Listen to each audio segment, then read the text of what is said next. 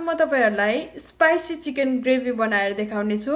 चाहिने सामग्रीहरुमा boneless skinless chicken, यसलाई मैले डाइस आकारमा काटेको छु। प्याज, गोडमेला, रातो खोर्सानीको धुलो, garam masala, chilli garlic sauce, ginger garlic paste, बेसार, नुन, जिरा धनियाको धुलो, तेल, धनिया, हरियो प्याज। Garam masala, chilli garlic sauce र जिन्जर गार्लिक पेस्ट बनाउने लिंक तल डिस्क्रिप्सन बक्समा छ, हेर्न नबिर्सिनु होला।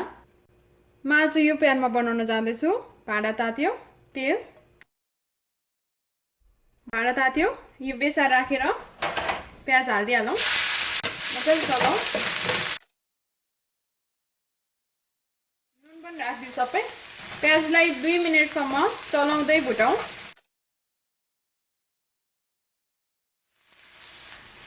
2 मिनेट भयो।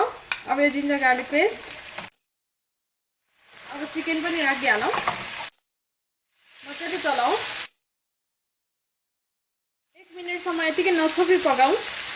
1 मिनेट भयो। अब यसलाई चलाइदिउँ।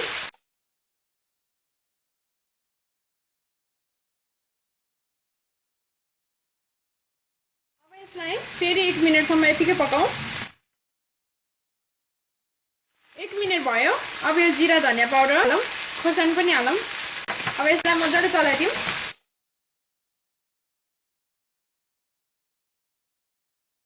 अब यो गोडमेला राखौं र थोरै पानी हालेर यसलाई छोप्दियौ। 5 मिनेट जति मिडियम हिटमा राखेर पकाउनु पर्छ। डर छ यो नभए। मजाले पाकिरहेको छ। 3 मिनेट जति भयो। अझै यसलाई 2 मिनेट जति छोपेर पकाउनु पर्छ। 5 मिनेट भयो। अब यसलाई चलाइदिउँ मजाले। एकदमै राम्रो देखिएको छ यो।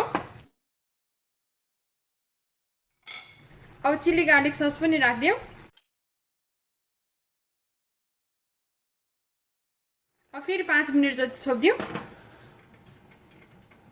5 मिनेट भयो। मैले यो मिडियम हिटमा राखेर पकाइरहेको थिएँ। एकदमै राम्रो देखिएको छ यो। अब गरम मसला हालौं,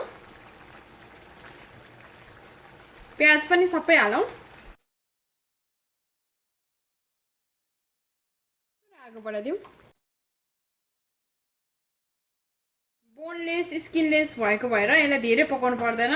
यो पाकिसक्यो। अब तपाईहरुलाई पानी अझै राख्न मन लाग्छ भने राख्न सक्नुहुन्छ, तर म आज यतिकै पकाउन जाँदैछु। एकदमै मिठो बास्ना आइरहेको छ गरम मसलाको।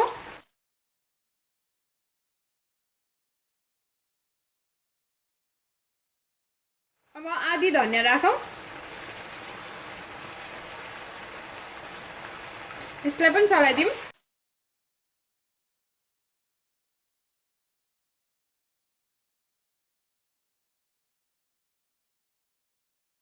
अब यसलाई 1 मिनेट जति हाई हिटमा पकाऊ अनि यो तयार भयो। 1 मिनेट भयो। अब यो बन्द गरौँ। आज म यो चिकन चिउरा अनि खाँदेको मुलाको अचारसँग खान जाँदैछु। एकदमै मिठो बास्ना आइरहेको छ।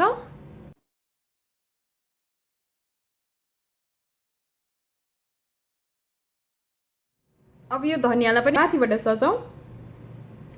म यो थोरै टेस्ट गर्न जाँदैछु।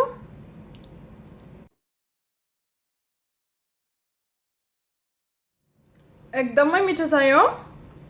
सबै कुरा पुगेको छ। खाँदेको मुलाको अचार बनाउने लिंक तल डिस्क्रिप्सन बक्समा छ, हेर्न नबिर्सिनु होला। यो स्पाइसी चिकन ग्रेभी तयार भयो।